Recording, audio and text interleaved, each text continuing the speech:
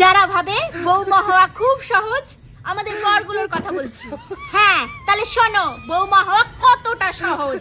ধরো তোমার শাশুড়ি তোমাকে জল চাইলো, তুমি কি করলে? একটি বোতল নিয়ে দিলে, তখন তোমার কি বলবে? তোমার বাবা মা কি তোমায় কিচ্ছু শিখিয়ে পাঠায় নাই? শাশুড়ি জল চেয়েছে বলে জলের বোতলটা ধরিয়ে দেবে?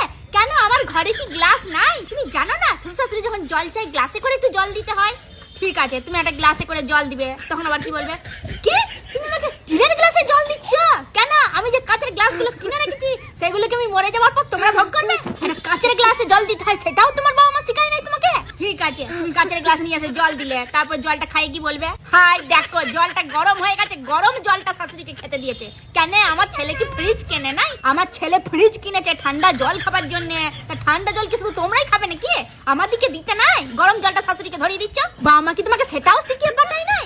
কিন্তু ওই বোতলের জলটা তুমি যদি ছেলে হয়ে তার হাতে ধরিয়ে দাও, তখন সেটা অমৃতের মতন পান করে নেবে। সেই জলটাই তখন ফ্রিজের ঠান্ডা কাঁচের গ্লাস মনে হবে। আমরা যত ভালো কথাই বলি না কেন, তাও সেটা শাশুড়িদের কাছে খারাপই মনে হবে। কিন্তু ওই একই কথা যদি তার ছেলে বা মেয়ে তাকে বলে, তখন সেটা বেদ বাক্য বলে মনে হবে। মনে হবে কানে বাঁশি বাজছে কথাটায়। মানে তুমি যাই করো কোনোটাই পছন্দ হবে না, সে তুমি যত সুন্দর করেই করো না কেন।